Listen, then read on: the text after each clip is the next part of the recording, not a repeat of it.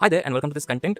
अब इस वीडियो में जो है हम टैली के अंदर अकाउंटिंग एंट्रीज के बारे में सीखेंगे। इमेजिनरी फ्रिक्शनल फर्म ले लीजिए, जैसे कि ब्रिजेज एलएलपी। ये एक पार्टनरशिप फर्म है, अल्टीमेटली लीगल पार्टनरशिप फर्म है when compared to common partnership firm. ये firm involve in the manufacturing and service providing, installation service provide करती है ब्रिज के लिए। जैसे कि हमने देखे होंगे प्री फैब्रिकेटेड या प्री कास्ट ब्रिज होते हैं ओवर एक्चुअली, जिससे ट्रैफिक कम होता है, जिससे ट्रैफिक रिडक्शन होता है और ट्रैफिक को डाइवर्ट किया जाता है। इन ब्रिजेस को बनाने के लिए एक फर्म है जो कि इसी बिजनेस मॉडल में इन्वॉल्व है। और ये सेकेंडरी एंड टर्शरी, जो कि मैन्युफैक्चरिंग सेक्टर हो गया और सर्विस सेक्टर हो गया, इन दोनों सेक्टर के अंदर ये फर्म जो है इन्वॉल्व है। अब इसकी एंट्रीज, अकाउंटिंग एंट्रीज कैसे करनी है, मैं अगर आपको टैली थोड़ा बहुत आता है और उसके बाद आप अकाउंटिंग एंट्रीज जानना चाहते हैं कि अकाउंटिंग पॉलिसी अगर फर्म की कैसी होनी चाहिए और उसका इंप्लीमेंटेशन करना चाहते हैं, तो आप सीख सकते हैं इस कंटेंट से। बाकी मैं टैली आपको पूरा बेसिक्स नहीं सिखा रहा हूँ, बस मैं ओवरव्यू दिखा रहा हूँ कि यार इस फर्म के अकाउंटिंग पॉलिसी को लेकर अगर वो मैन्युफैक्चरिंग कर रही है और सर्विस भी प्रोवाइड कर रही है, तो फिर इसकी अकाउंटिंग एंट्रीज कैसे करनी है इसके बारे में सिखाऊंगा। और जैसे कि आपको पता है कि ये एक्चुअली प्रीकास्ट ब्रिज या प्रीफैब्रिकेटेड ब्रिज बोल दीजिए, फर्म है, इसका मैन्युफैक्चरिंग करती है और इसकी इंस्टॉलेशन सेटअप करती है। अल्टीमेटली ये सब जहाँ पे आपको ये पैनल्स दिख रहे हैं या इसका कॉलम दिख रहा है, इसका डेक बोल दीजिए, इसका बीम बोल दीजिए, ये सब मैन्युफैक्चरिंग यही कंपनी करती है। और इसका जो भी आपको इंस्टॉलेशन होता है, कॉन्ट्रैक्ट बेसिस पे चलता है इंस्टॉलेशन, ये सब इंस्टॉलेशन भी यही कंपनी करके देती है। सो इस कंपनी के लिए अकाउंटिंग पॉलिसी कैसे रहेगी,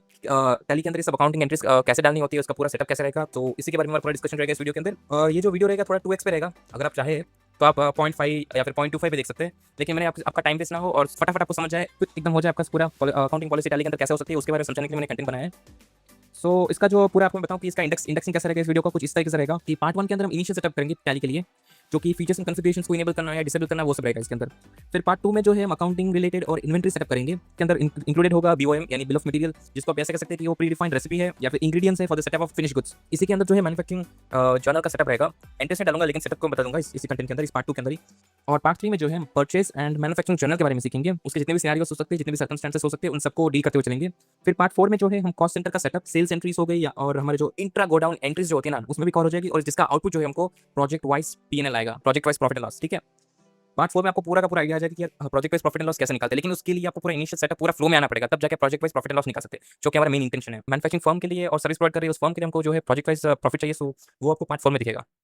पार्ट 5 जो है वो फर्म के रिलेटेड है, यानी फर्म के अंदर जितने भी पार्टनर्स हैं, उनका कैपिटल अकाउंट, उनका करंट अकाउंट, उनका पार्टनर को जो इंटरेस्ट ऑन कैपिटल लगता है उसको कैसे, उसकी एंट्री कैसे डालनी है। और कॉस्ट सेंटर के अंदर लेजर ब्रेकअप होता है, कॉस्ट सेंटर का खुद का ब्रेकअप होता है और ग्रुप ब्रेकअप होता है, वो सब के बारे में आपको बताऊंगा। पूरा एनालिसिस कर पाएंगे आप, जो ये बिजनेस मॉडल जो है प्रोजेक्ट वाइज चलता है। सो इस वीडियो के बाद ऑब्वियसली आप इतना एनालाइज कर पाएंगे कि आप पूरे प्रोजेक्ट में आपको किस प्रोजेक्ट में ज़्यादा बेनिफिट हो रहा है, किस प्रोजेक्ट में आपको ज़्यादा लॉस हो रहा है, और which is the best suitable for your business. कोई भी बिजनेस मॉडल इस हिसाब से चल रहा है, so this is good thing. और अगर आप चाहे तो पार्ट्स में आप देख सकते हैं, it's your choice. And thank you very much for joining to this. So सबसे पहले जो है हम टैली को ओपन कर देते हैं, TALLY, टैली ओपन हो जाओ भाई। अब जैसे टैली ओपन होगा तो मुझे यहाँ पे, क्योंकि ये स्क्रीन रेजोल्यूशन पे एक इशू है, ये 1920x1080 रेजोल्यूशन है, इसमें थोड़ा सा मुझे टैली को यहाँ पे स्ट्रेच करने के बाद मैक्सिमाइज करूँगा, तब जाके पूरा स्क्रीन को फिट होगा, वरना ये थोड़ा हाफ देता है। अब मैं यहाँ पे एजुकेशन मोड पे वर्क करूँगा। फिर यहाँ पे सेलेक्ट करने का जो फीचर है, यहाँ पे दबाने के बाद ये सेलेक्ट ऑप्शन होगा, यहाँ पे Alt C करने के बाद मैं कंपनी को क्रिएट कर पाऊंगा, उस पेज पे आऊँगा। तो यहाँ पे कंपनी का नाम लिख देता हूँ, ब्रिज एज LLP, यानी लिमिटेड लाइबिलिटी पार्टनरशिप। तो बस ये नाम रखने के बाद बाकी सब चीज़ों पे आपको एंटर करके बस बाय डिफॉल्ट छोड़ देना है। और लास्ट में जो ये ऑप्शन है, यहाँ पे बस यस कर दीजिए, यानी सेव चेंजेस हो जाएगा। फिर एक्सेप्ट करने के बाद आपको ये जो पेज दिख रहा है, ये कंपनी का पेज है। यहाँ पे सारे के सारे हमको फीचर्स और कॉन्फ़िगरेशंस को इनेबल करना है। सो F11 दबा के आपको जो है अकाउंटिंग फीचर्स के अंदर जाना है। यहाँ पे जो अकाउंटिंग फीचर्स है, इसको एक चीज़ इनेबल करना है यहाँ पे सिर्फ, जो कि है कॉस्ट सेंटर। तो यहाँ पे जो है कॉस्ट सेंटर के चारों फीचर्स को इनेबल करना है एक साथ, ये। और यहाँ पे जो है कॉस्ट सेंटर क्लासेस आएगा, इसको भी बस आप जनरली यस एंटर कर दीजिए, बाकी सब ऑटोमेटिकली स्किप हो जाएगा, बाय डिफॉल्ट होएगा। फिर बस बाकी सब में आपको जस्ट एंटर करके फिर लास्ट में आने के बाद आपको जो यस करने के बाद सारे चेंजेस को सेव कर दीजिए, दैट्स इट। इन्वेंटरी फीचर्स के अंदर जाने के बाद यहाँ पे आपको मेंटेन मल्टीपल गोडाउन को यस कर दीजिए। इसके साथ साथ लास्ट में आने के बाद, लास्ट में आकर यहाँ पे जो है track additional cost of purchase, इसको भी यस कर दीजिए और बाकी चेंजेस को सेव कर दीजिए। और स्किप करने के बाद यहाँ पे जो है हमें और एक चीज़ को इनेबल करना पड़ेगा, जो कि है कॉन्फ़िगरेशन। कॉन्फ़िगरेशन के अंदर अकाउंट एंड इन्वेंटरी इन्फो के अंदर आने के बाद आपको जो है अकाउंटिंग फीचर्स बाय डिफॉल्ट आपको बाय डिफॉल्ट यस ही रहेंगे, जो इंपॉर्टेंट है। हमें इन्वेंटरी फीचर्स के अंदर एडिट करना होगा। सो इन्वेंटरी फीचर्स के अंदर allow advance entries in masters को यस कर दीजिए। इसके साथ साथ जो है use alternative unit for stock item, इसको भी यस कर दीजिए। और सबसे इंपॉर्टेंट जो है इनेबल कंपोनेंट लिस्ट डिटेल्स यानी BOM, इसको भी यस कर दीजिए और बाकी सब चीज़ें को सेव कर दीजिए। एग्जिट करने के बाद यहाँ पे आपको एक एक्स्ट्रा फीचर इनेबल करना है, जो कि बाकी रह गया। सो अकाउंट इन्फो में अंदर लेजर के अंदर क्रिएट ऑप्शन में जाइए। इस क्रिएट पेज पे जो है हमको जो है कॉन्फ़िगरेशन में जाके यहाँ पे लास्ट में आपको रहेगा allow method of appropriation used in purchase invoice, इसको यस कर दीजिए, दैट्स इट। और चेंजेस को सेव कर दीजिए। यहाँ पे कोई भी आपको क्रिएट नहीं करना था, बस एस्केप कर दीजिए और बस होम पेज पे चाहिए। हमारे पास इतना ही कॉन्फ़िगरेशंस और फीचर्स को इनेबल करना था।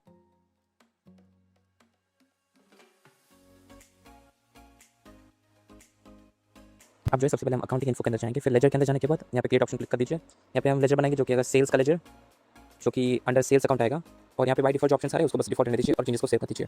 अब यहाँ पे जो हम परचेस अकाउंट बनाएंगे, जो कि अंडर परचेस अकाउंट आएगा। अब यहाँ पे जो है बाय डिफॉल्ट रहने दीजिए। और यहाँ पे जो है मैंने गलती से जो है method appropriated in purchase invoice को मैंने अप्रोप्रिएट बाय क्वांटिटी किया, आपको एक बार डिफॉल्ट छोड़ दीजिए, नॉट एप्लीकेबल, दैट्स इट। यहाँ पे चेंजेस को सेव कर दीजिए। अब जो है हम इंफ्रा लेबर यूनियन जो कि एक्चुअली डायरेक्ट एक्सपेंस है, जो कि हमारे फैक्ट्री के अंदर ही ये लोग जो है ये काम करते हैं अल्टीमेटली। तो अब इसमें जो हमको कॉस्ट सेंटर या फिर वो सब कुछ भी इनेबल नहीं करना है और ये डायरेक्ट एक्सपेंस के अंदर आएगा। और यहाँ पे बाय डिफॉल्ट सब कुछ दीजिए और कॉस्ट सेंटर को यहाँ पे बाय डिफॉल्ट यस है, इसको नो कर दीजिए, दैट्स इट। अब जो है दिल्ली लेबर सोसाइटी, जो कि एक फिक्सिंग का काम करते हैं ये लोग, जैसे कि दिल्ली लेबर सोसाइटी ये लोग फिक्सिंग का काम करते हैं, इनको जो है डायरेक्ट नहीं इंडायरेक्ट एक्सपेंस में आपको डालना है और इस पर जो है कॉस्ट सेंटर एप्लीकेबल रहेगा, ठीक है। बाकी सब बाय डिफॉल्ट रहना दीजिए और बस यहाँ पे कॉस्ट सेंटर जो है यस ही रहना चाहिए, अगर नो है तो यस कर दीजिए, ये इंपॉर्टेंट है सबसे ज़्यादा। अब चेंजेस को सेव कर दीजिए। और जो हम दूसरा अकाउंट बनाएंगे जो कि रहेगा स्काई इंजीनियर्स एंड टीम, जो कि हमको फिक्सिंग में हेल्प करते हैं, अल्टीमेटली हम गाइडेंस और वो सब में हेल्प करते हैं, अल्टीमेटली लीगल कंप्लेंट्स के लिए हम इनकी हेल्प लेते हैं, जो कि फिक्सिंग में हेल्प करते रहेंगे और ये भी इंडायरेक्ट एक्सपेंस है, सो इसमें भी कॉस्ट सेंटर जो एप्लीकेबल रहेगा, ठीक है। यहाँ पे इंडायरेक्ट एक्सपेंस कर दीजिए और यहाँ पे कॉस्ट सेंटर जो है बाय डिफॉल्ट यस ही रहेगा, लेकिन आपको नहीं है तो फिर यस कर दीजिए प्लीज, ये मैंडेटरी रहेगा, ये इंडायरेक्ट एक्सपेंस है, ठीक है। अब चेंज को सेव कर दीजिए। अब जो हम दूसरा अकाउंट बनाएंगे जो कि रहेगा अल्ट्राटेक सेवन, जो क्रेडिटर अकाउंट है, हमने इनसे सामान लिया है और इनको पैसे देना बाकी है, सो ये वाला अकाउंट है, क्रेडिटर अकाउंट रहेगा और ये बैलेंस शीट में इंपैक्ट आएगा इसका पूरा, ठीक है। तो इसको क्रेडिटर बना देते हैं और यहाँ पे जो है कॉस्ट सेंटर ये सब बाय डिफॉल्ट नो हो जाएगा अल्टीमेटली, ये सब डिफॉल्ट में दीजिए, इसमें कोई भी कॉस्ट सेंटर एप्लीकेबल नहीं रहेगा, बैलेंस शीट के किसी भी आइटम में कॉस्ट सेंटर एप्लीकेबल नहीं रहता। अब यहाँ पे दूसरा अकाउंट जो कि फिर से क्रेडिटर अकाउंट रहेगा, जो कि टाटा स्टील, जो कि फिर से क्रेडिटर है, इसको सेव कर दीजिए, दैट्स इट। अब दूसरा हम डेबिटर अकाउंट बनाएंगे जो कि रेल विकास निगम लिमिटेड। अब ये जो है सन्ड्री डेटा के अंदर आएगा, हमने को काम करके दिया है, इनको हमें पैसे लौटाने हैं, ठीक है। अभी हमें चेंजेस को सेव कर दीजिए। अब दूसरा अकाउंट और एक डेटा बनाएंगे जो कि रहेगा KNR कंस्ट्रक्शंस, जो कि हमारे डेटर है और ये भी सन्ड्री डेटर्स के अंदर जाएगा और बस चेंजेस को सेव कर दीजिए। अब फिर ये एक एक्स्ट्रा है जो कि मैं बता रहा हूँ बस एक्सपेंशन के लिए, अब यहाँ पे थोड़ा स्पीड रहेगा, ठीक है। जैसे कि यहाँ पे क्रेन, ये एक मशीन अकाउंट है जो कि फिक्स एसेट के अंदर आएगा और इसमें भी कॉस्ट सेंटर जैसे बताया बैलेंस शीट का इंपैक्ट है, तो कोई भी कॉस्ट सेंटर कुछ भी नहीं रहेगा, इसको फिक्स एसेट के अंदर आएगा और चेंजेस को सेव कीजिए। और दूसरा एक और अगर हमारे पास मैन्युफैक्चरिंग मशीन है वो भी एक्चुअली फिक्स एसेट का ही पार्ट रहेगा, ठीक है। और चेंजेस को सेव कर दीजिए इस अकाउंट को बनाने के बाद। अब दूसरा अकाउंट हम बनाएंगे जो कि रहेगा फर्नीचर से रिलेटेड, फर्नीचर हमारे जो ऑफिस के हमारे जो फैक्ट्री के बाजू में जो ऑफिस है जहाँ पे क्लाइंट्स हमको मिलते हैं और लीगल कंप्लेंट्स सब प्रोजेक्ट वहीं से होते हैं, तो उसके लिए जो हमने फर्नीचर फिक्चर्स, सोफा सेट और वो सब टेबल्स वो सब जो है उसको भी हम फिक्स एसेट के अंदर ट्रीट करेंगे और चीज़ को सेव कर दीजिए यहाँ पर भी। अब दूसरा जो फैक्ट्री का हमने लीज का एडवांस, यानी हमने फैक्ट्री को किराए पर रखा है, उसका हमने एडवांस दिया है, तो अभी वो जो एडवांस है वो भी एक्चुअली एसेट बेस्ड है, उसको जो है हम यहाँ पे लोन्स एंड एडवांस जो कि एसेट के अंदर आएगा, बैलेंस शीट के एसेट के साइड के अंदर, अब उसके अंदर आपको इसको ट्रीट करना होता है अंडर दैट अकाउंट एंड इसको चेंजेस को भी सेव कर दीजिए, दैट्स इट। हमने सब अकाउंट बना लिए, जैसे आप यहाँ पे देख सकते हैं डिस्प्ले में सारे अकाउंट्स बन चुके हैं, सब अकाउंट परफेक्टली बन चुके हैं। हम इस वीडियो के अंदर इतने ही अकाउंट्स को इन्वॉल्व करेंगे, अगर हमें जरूरत पड़ी तो फिर हम सेल्स या फिर वाउचर बनाते वक्त उसमें आरसी करके हम कोई भी क्रिएट कर सकते हैं, मैं आपको बाद में बताऊंगा, ठीक है। तो अब हम जो है इसके साथ साथ हम यूनिट्स ऑफ मेजर्स बनेंगे, inventory voucher, units of measure, create option बनेंगे, उसका शॉर्ट फॉर्म मैंने सिंबल लिख देता हूँ GMS और यहाँ पे हम लिख देंगे ग्राम्स और यहाँ पे डेसिमल प्लेस जो लिखा है यहाँ पे 2 कर दीजिए, नंबर ऑफ डेसिमल्स 2 और यहाँ पे जैसे कि किलोग्राम बनाया जो कि किलोग्राम और इसमें डेसिमल प्लेस 2 रख दिया। अब जो हम 10 बना रहे हैं जो कोई 10 रहेगा उसका डेसिमल प्लेस 2, दैट्स इट। इसको चेंजेस को सेव कर दीजिए, एनओएस जो कि मतलब होता है नंबर्स, और इसमें जो डेसिमल कोई भी नहीं है, 0 रखेंगे क्योंकि या तो 1 होगा या तो 2 होगा, बीच का कुछ नहीं रहेगा, ठीक है। अब यहाँ पे इसके साथ साथ हम जो है बैग्स बना देते हैं, बैग्स में भी ये सीमेंट का बैग्स रहेगा और इसमें भी डेसिमल प्लेस जो है वो 0 रहेगा क्योंकि एक बैग होगा या 2 बैग होगा, हाफ बैग नहीं हो सकता, ठीक है। अब जैसे कि हमने सब चेंजेस को सेव कर दिया, एक बार देख लेते हैं। तो हमने बैग्स, ग्राम्स, किलोग्राम्स, नॉस और टन सबको बना दिया है, हम इतनी जरूरत पड़ने वाले हैं मोस्टली। तो अब हम जो है हमने सिंपल अकाउंट्स हमने जो सिंपल बनाए थे, सिंपल यूनिट्स, अब हम कंपाउंड यूनिट बनाएंगे जिससे कि टैली स्मार्ट हो जाएगा, जैसे कि बैग्स का 1 बैग में 50 किलोग्राम्स ऑफ सीमेंट रहेगा, ये हमको उसको बताना पड़ेगा। अब इसके साथ जो है हम किलोग्राम्स का भी बता देंगे, 1 किलोग्राम में जो है 1000 ग्राम्स होते हैं, यहाँ पे ऊपर एग्जाम्पल्स में ये लिखा है देखिए 1 gram is 1 kilogram is nothing but 1000 gram, यहाँ पे टन को भी लिख देंगे 1 ton is nothing but 1000 kilograms. अब यहाँ पे चीज़ को सेव कर दीजिए। अब हमारे कंपाउंड यूनिट्स भी बन चुके हैं, आप देख सकते हैं यहाँ पे 1 bag is 50 kgs and kilograms is 1000 grams and ton is 1000 kilograms, that's it. अब जो है हम यहाँ पे और एक चीज़ करेंगे जो कि गोडाउन को अल्टर करेंगे, तो सबसे पहले जो है गोडाउन में जाएंगे, इसके अंदर जो है अल्टर ऑप्शन रहेगा, यहाँ पे जो है यहाँ पे मेन कोड लोकेशन, इसको बस रीनेम कर दीजिए, जैसे कि मैं यहाँ पे रीनेम कर रहा हूँ, जैसे कि ब्रिज, इस सबको इरेज कर देता हूँ और यहाँ पे लिख देता हूँ ब्रिज एज मेन, जिससे हम क्लैरिटी रहेगी फीचर के लिए, क्योंकि मैं और भी प्रोजेक्ट कॉस्टिंग के लिए और भी अपन फ्रेंड रहेंगे इसीलिए। और बस बाय डिफॉल्ट छोड़ दिए और सेव चेंजेस को सेव कर दीजिए, ऐसे। अब हम जो है स्टॉक ग्रुप्स को बनाएंगे, जैसे सबसे पहले जो हमको स्टॉक ग्रुप में चाहिए इसके अंदर जो है हमको यहाँ पे लिख देना है फिनिश्ड गुड्स, जो कि तैयार हो चुके हैं गुड्स, उनको हम यहाँ पे कर देंगे और यहाँ पे जो शुद्ध क्वांटिटीज भी आ रही है यहाँ पे यस कर दीजिए। और सबके इसके बाद जो हम और एक बना देते हैं जिसको नाम है रॉ मटेरियल, एक दूसरा ग्रुप रहेगा, हमारे पास टोटल 2 ग्रुप्स रहेंगे, एक फिनिश गुड्स का ग्रुप और एक रॉ मटेरियल ग्रुप, और यहाँ पे भी यस कर दीजिए और चेंज को सेव कर दीजिए, दैट्स इट। हमने जस्ट 2 बनाए, फिनिश गुड्स और रॉ मटेरियल, दैट्स इट। अब हम स्टॉक आइटम्स बनाना चालू करेंगे, सबसे पहले जो है हम सीमेंट बना देते हैं जो कि हमारा रॉ मटेरियल रहेगा, तो मैं लिख देता हूँ सीमेंट, और ये अंडर रॉ मटेरियल रहेगा, और इसको जो है हम सबसे पहले बैग्स में कंसिडर करेंगे, और अल्टरनेटिव यूनिट रहेगा जो कि किलोग्राम्स रहेगा। अब यहाँ पे मैं बताना पड़ेगा, हमको बताना पड़ेगा कि where 150 kilograms is nothing but 1 bag, that's it. और यहाँ पे भी हमको अपनी चलना है जिसको सेव कर दीजिए, दैट्स इट। अब इसके साथ हम बनाएंगे स्टील, जो कि और एक हमारा रॉ मटेरियल रहेगा, और यहाँ पे जो है हम इसको टन में मेजर करते हैं जनरली, और कभी कभी हम किलोग्राम्स में मेजर करते हैं, जहाँ पे 1000 kilograms is nothing but 1 ton. यहाँ पे फिर से हम एक्सप्लेन कर दे, ताकि क्योंकि वहाँ पे हमने एक्सप्लेन किया था एक्चुअली कंपाउंड यूनिट में, बट फिर से यहाँ पे एक्सप्लेन कर दीजिए, कोई यहाँ से वो कैच कर लेगा अल्टीमेटली। तो अब जो हम यहाँ पे ब्रिज का बीम यानी ब्रिज का कॉलम जो होता है उसको बना देते हैं, ब्रिज कॉलम यानी ब्रिज का बीम। अब ये जो है अंडर फिनिश गुड्स रहेगा, और यहाँ पे जो यूनिट्स रहेगा वो एनओएस रहेगा। यहाँ पे सेट कंपोनेंट बीओएम, उसको जो यस करने के बाद आपको यहाँ पे बस नाम लिख देना है, मतलब इंग्रेडिएंट का लिस्ट है, उसका नाम क्या बोलना है, जैसे कि रेसिपी नेम लिखेंगे ब्रिज बीम। अब यहाँ पे लिखा है यूनिट्स टू मैन्युफैक्चर, तो हम यहाँ पे बस एक यूनिट का इंग्रेडिएंट बता रहा हूँ, सीमेंट का 500 बैग्स, और स्टील का जो है मैंने 500, अगर मैं 500 करके छोड़ देता हूँ बाय डिफॉल्ट जो कि टन का रिप्रेजेंट करता है वो टन लिखेगा। अगर मैं यहाँ पे केजी 200 केजी लिखता तो अल्टीमेटली समझ जाएगा कि मैं केजी की बात कर रहा हूँ। तो ऑर्डरली ये स्टैंडर्ड यूनिट्स जो होंगे उसमें सेव करेगा। अब यहाँ पे बस यस करने के बाद छोड़ दीजिए, दैट्स इट। चीज़ें सेव कर दीजिए, दैट्स इट। आपको बस यस करना था और चीज़ें को सेव हो जाएगा, ठीक है। और यहाँ पे दूसरा बनाते हैं चूँकि है ब्रिज का पैनल, जिसको हम डेक बोलते हैं अल्टीमेटली।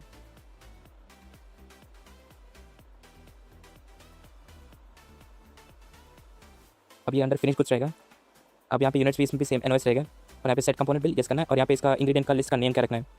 फॉर एग्जाम्पल यहाँ पे ब्रिज डेक मैंने लिख दिया, और यहाँ पे जो units manufacture with this ingredient is nothing but 1 units 1 NOS ultimately. जैसे कि यहाँ पे मैं लिख देता हूँ सीमेंट, जो कि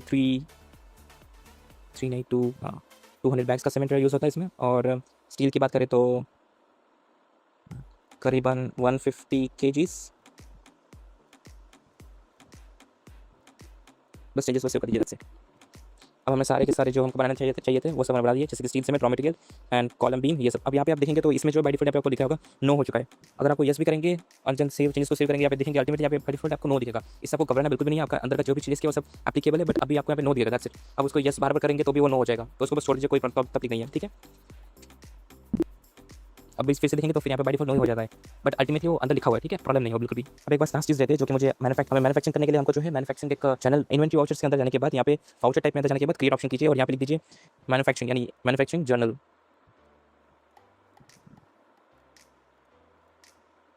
और यहाँ पे जो है सेलेक्ट वाइट ऑप्शन में आपको यहाँ पे स्टॉक जर्नल करना है, और यहाँ पे बस सबसे इंपॉर्टेंट थिंग जो कि है यूज एज मैन्युफैक्चरिंग जर्नल, इसको यस करना है, ये सबसे इंपॉर्टेंट थिंग है जिससे कि ये पूरा इंपैक्ट आएगा। बस इस फीचर के लिए हमने ये सब अकाउंट बनाए थे। यहाँ पे देखेंगे तो मैन्युफैक्चरिंग जर्नल हमारा बन चुका है। इसको एक बार टेस्ट भी कर लेते हैं, आपको दिखा देता हूँ। इन्वेंटरी वाउचर के अंदर जाने के बाद अगर आप सेलेक्ट करेंगे स्टॉक जर्नल तो आप ऑप्शन आएगा मैन्युफैक्चरिंग जर्नल। अगर हम इसको सेट करेंगे तो फिर ये देखिए अल्टीमेटली आपको जो मैन्युफैक्चरिंग सेटअप चाहिए था वो सेटअप आ चुका है। यहाँ पे हम नाम लिख देंगे, जैसे कि हमको ब्रिज कॉलम बनाना है अभी के लिए, और किस गोडाउन में बनाएंगे, मेन हमारा जो ब्रिज का मेन गोडाउन है यहाँ पे फॉर एग्जाम्पल 1 क्वांटिटी का लिखा तो बाय डिफॉल्ट में सेट हो गया कि 500 बैग चाहिए और 2, और जैसे कि 2 किया, अगर मैं यहाँ पे 2 क्वांटिटीज बनाता तो ऑटोमेटिकली सेट हो रहा है कि कितनी क्वांटिटी चाहिए उस इंग्रेडिएंट के हिसाब से। यहाँ पे अगर मैंने 10 कर दिया तो देख सकते हैं यहाँ पे 5000 बैग्स और 2 टन्स ऑफ सीमेंट और 2 टन्स ऑफ स्टील चाहिए। अब जिसको मैं यहाँ पे एग्जिट कर रहा हूँ, ठीक है।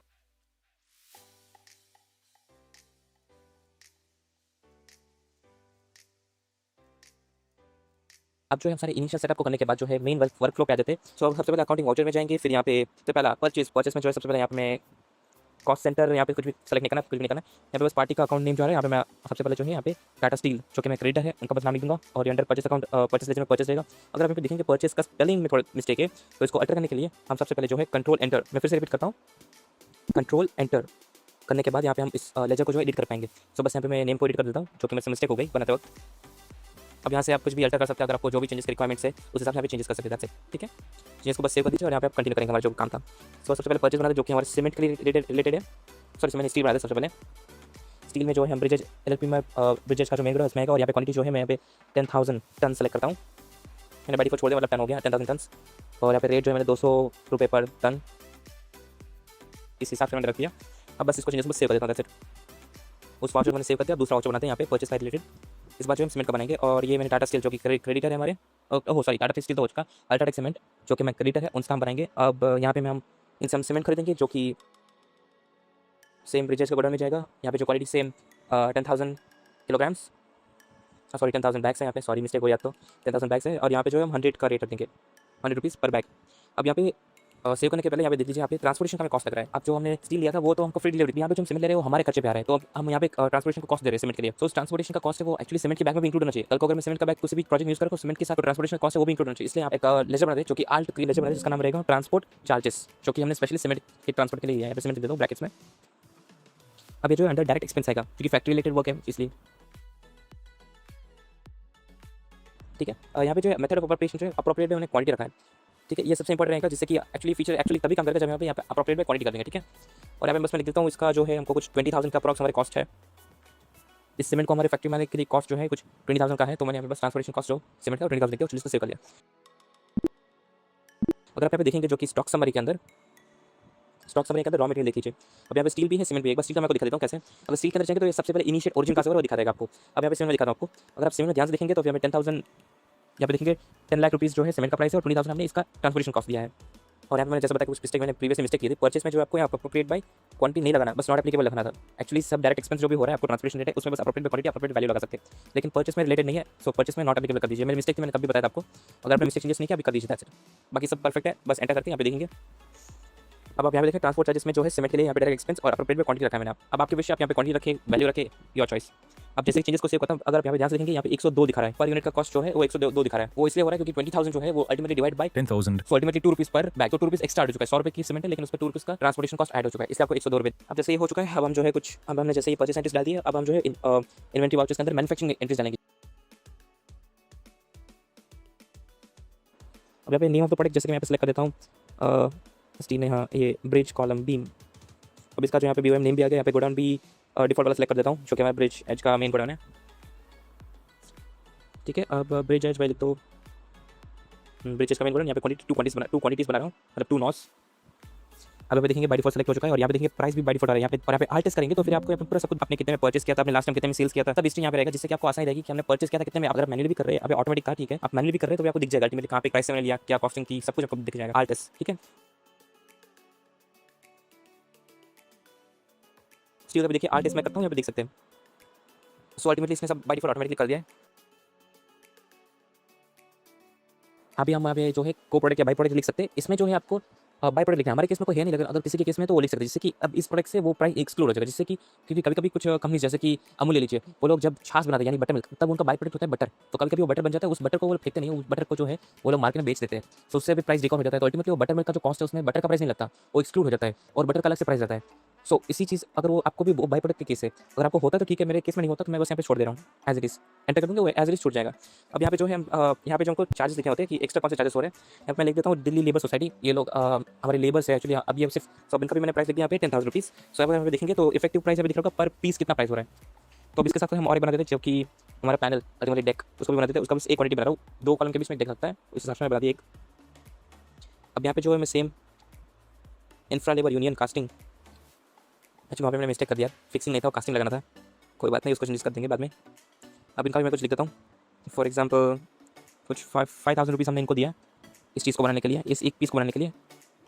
तो और देखते हैं वो चेंजेस कैसे कर सकता हूँ, जैसे कि स्टॉक समरी में जाके फिर फिनिश गुड्स, फिर ब्रिज पैनल, हाँ कॉलम में था, हाँ कॉलम में जाके फिर एंटर कीजिए। फिर यहाँ पे अगर देखेंगे मैंने गलती से दिल्ली लेबर सोसाइटी जो कि फिक्सिंग का काम करते हैं, उनको मैंने बाय डिफॉल्ट मैन्युफैक्चरिंग काम में लगा दिया। अब यहाँ पे मुझे सेलेक्ट करना है इंफ्रा लेबर यूनियन, जो कि 10,000 अब परफेक्ट है। लेकिन एक बात ध्यान रखिएगा, यहाँ पे मैंने जो भी मैं चेंज कर रहा हूँ अल्टीमेटली बस शोकेस, यहाँ पे बस यहाँ पे अगर मैं लिख रहा हूँ इंफ्रा लेबर या दिल्ली लेबर, मैंने कुछ भी मैंने बाय मिस्टेक भी कर दिया ना, यहाँ पे मैं देखिए इंफ्रा लेबर यूनियन कास्टिंग इनका मैंने नाम लिख दिया। सो इससे कोई चेंजेस नहीं होगा अल्टीमेटली। अगर मैं आपको दिखाऊँ तो अल्टीमेटली अगर इनका लेजर देखेंगे, लेजर क्लियर रहेगा, कोई भी हमको एक्चुअली बस हमने प्राइस को हमने पे किया, इनका कुछ बनता है, इनका कुछ ड्यू हुआ है, कुछ भी नहीं है, बस वो मैन्युफैक्चरिंग जर्नल के अंदर बस वो प्राइस पर यूनिट का निकल रहा है, उसके लिए हमने देख रहे थे, दैट्स इट। उसका कोई भी इंपैक्ट इनके लेजर अकाउंट्स में या फिर इनको कुछ पैसे ड्यू बनते हैं कुछ भी नहीं है। मैं आपको एक बार शॉर्ट के लिए दिखा भी देता हूँ, फॉर एग्जाम्पल मैं आपको दिखा भी देता हूँ, यहाँ पे देखिएगा, बाहर निकलने के बाद यहाँ पे जो है डिस्प्ले में जाएंगे, फिर अकाउंट बुक्स में जाएंगे, स्टेटमेंट या अकाउंट बुक्स में जाएंगे, फिर यहाँ पे जो लेजर आप देखेंगे तो यहाँ पे देखेंगे ये जो इंफ्रा लेबर यूनियन है ना, इनका कोई भी लेजर एकदम क्लीन है, इनको कहीं कोई भी पैसे दिए हैं हमने, कुछ भी नहीं हुआ, बस उस मैन्युफैक्चरिंग चैनल में हमको जो है एक्चुअली पर यूनिट कॉस्ट को बढ़ाना था कि लेबर भी काम करे, इससे बढ़ा दो प्राइस को। तो बस उस पर्पस के लिए मैंने वहाँ पे लिखा था, वो सब फ्रिक्शनल था, वो नोशनल था, बस दिखावे के लिए था, उसका कोई भी इंपैक्ट कहीं पर भी यूज़ नहीं होगा। ये बस आपको ध्यान रखा था कि वो उसका कोई भी इंपैक्ट नहीं है, मतलब ड्यू बेसिस चलने के कोई भी ड्यू आपको हुआ, आपको पैसे आपने दिए, कोई भी रिकॉर्ड नहीं हुआ, बस आपको यहाँ पे बस वो शोकेस के लिए था। आपने बाद में जो है कैश एंट्री डाला कि भाई हमने इनको कैश दे दिया, हमने इनको बस इनको जो आप जर्नल एंट्री पास कर दीजिए, क्या पेमेंट एंट्री पास कर दीजिए, वो बात की बात है।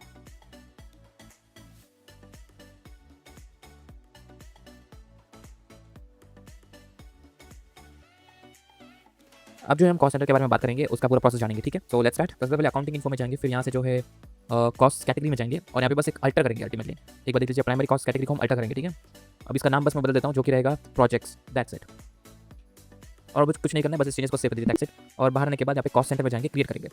अब यहाँ पे जो है कैटेगरी में प्रोजेक्ट रखेंगे, और नाम जो है हम रख देते हैं for example rail Vikas private limited जो कंपनी है, रेल विकास लिमिटेड का रेलवे ओवर ब्रिज, इनका जो है रेलवे, हाँ, ओवर ब्रिज, दैट्स इट। और यहाँ पे जो है यूज़ फॉर जॉब कॉस्टिंग, इसको यस कर दीजिए। ये इंपॉर्टेंट है, इसको बस यस करना है आपको और इसको सेव कर दीजिए। अब हम दूसरा एक और एक प्रोजेक्ट बनाएंगे, अल्टीमेटली कॉस्ट कैटेगरी सेंटर बनाएंगे, जिसका नाम रखेंगे यहाँ पे KNR कंस्ट्रक्शन।